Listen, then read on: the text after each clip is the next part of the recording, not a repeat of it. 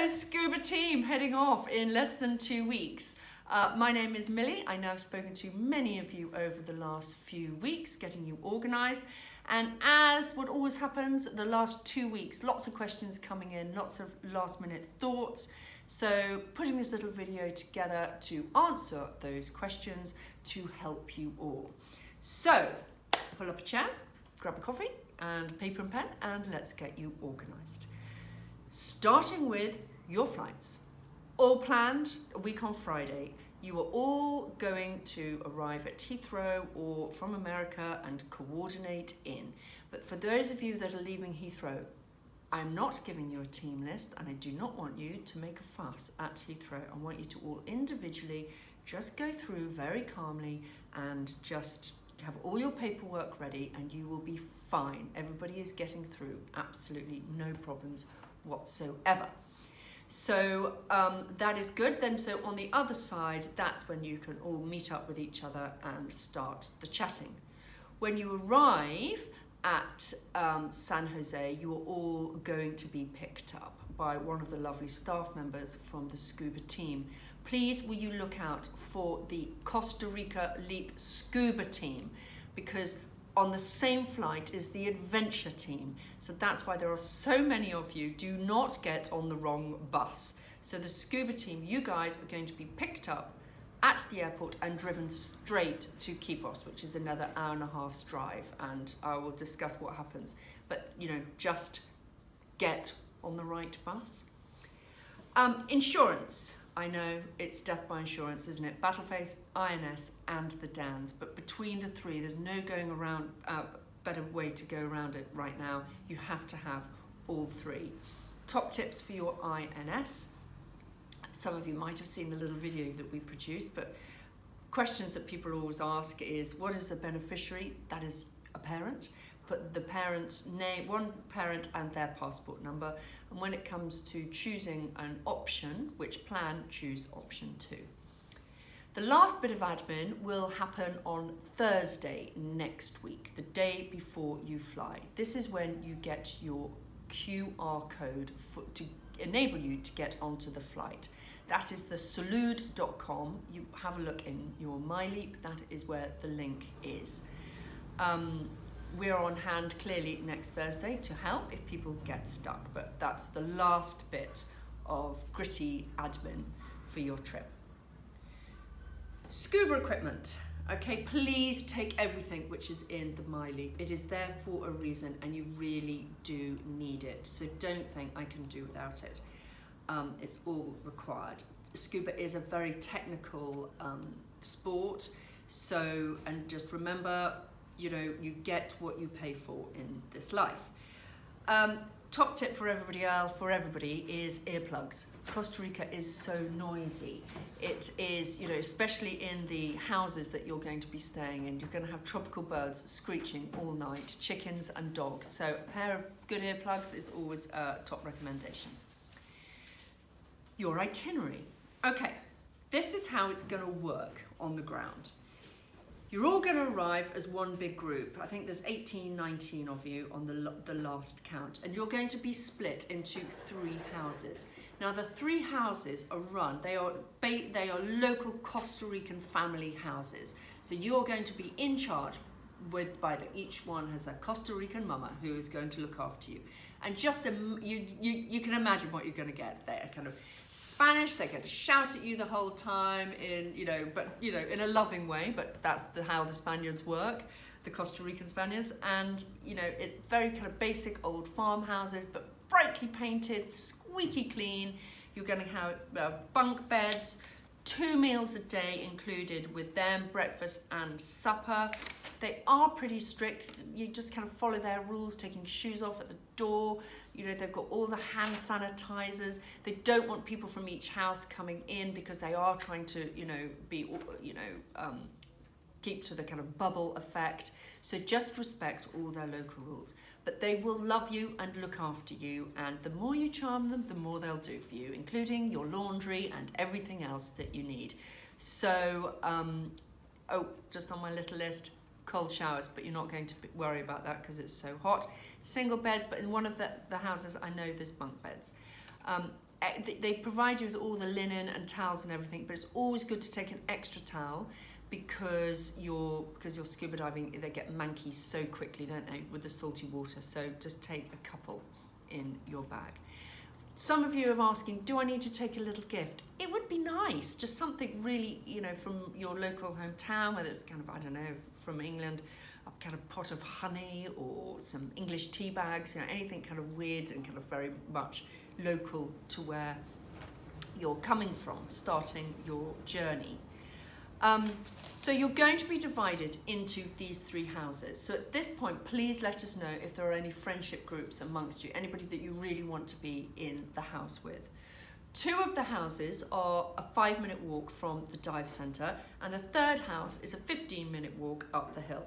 The benefit of the 15-minute walk up the hill is it's in the countryside and it's right on the border, nailing with San Antonio National Park. So you're going to be surrounded by tropical wildlife, which is a real treat.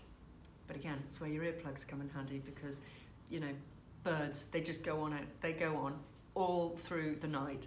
And monkeys, don't leave things kind of just on the windowsill, because monkeys, they just love to steal anything. Just warning you. Just going through my little list. Okay, next, a typical day. Brace yourself. Scuba is a full-on activity, and you're going to be up early. You're going to be up 6:30, 7 o'clock, pretty much every day, and you'll be returning back to the homestay about 7:30, 8 every night. So we need you up and down. There's going to be a bus to collect you from the house, which is 15 minutes away. Little bus taking you straight to the harbour, where you get kind of suited and booted and then get straight out on the boat. You will be diving pretty much every single day, apart from at the weekends. So brace yourself for that. It is an exhausting sport, but everyone is absolutely loving it. The first 10 days you're going to get trained, kind of your PADI, open water, and your advanced. If you've already done that, then they'll push you on with further training, and then you're going to be doing part of the coral gardening, which is fascinating. So you're going to learn so much. But interwoven into this are beach cleanups and lots of community kind of activity. So, it will be varied, and they kind of definitely take a view if you're all exhausted, maybe pulling back on one day of diving to give you a rest and recovery day. So it is all very flexible when you're there.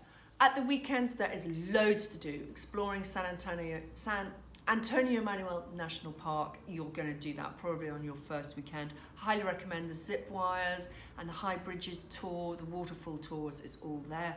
The beaches either side of Kipos are all good to be explored. So there's bags to do. I know a group, this lot went deep sea fishing, the staff out there, Kat and Georgia, will help and direct you. So Kat and Georgia are overall in charge of the whole programme, and then under them are all the gorgeous international dive instructors who, take each group, and they mix it up every week, so you get to know everybody and you get to know everybody within your group. So you're not just going to be in a house and then diving with that house. It's all mixed up to make it fun. Day 1, okay, so the night you're going to arrive at the airport, you're going to be transported down to Kipos. You're going to try and get some sleep that night. So just bear in mind, the first few days you're going to be a little bit discombobulated. If you get tired and emotional with lack of sleep, this is what is going to happen to you, so just brace yourself. Because of the time difference with 6 hours from the UK, it can really throw people and get people off guard. So just be aware of that. So just keep yourself dehydrated, and just try and you'll get into a new rhythm of get over the jet lag. Day 1, you're going to be up early. Trust me, you just will. You're going to have an early breakfast in your house, and you're just going to wait in each house, and Kat and Georgia will come round to each house, introduce themselves to you, show you, tell you what you're going to do that day, which is basically walk down to the harbour, and they've arranged in the cafe for you all to have lunch together, and then an afternoon at the beach, so you can really kind of chill and down tool, and then you'll start your diving the next day.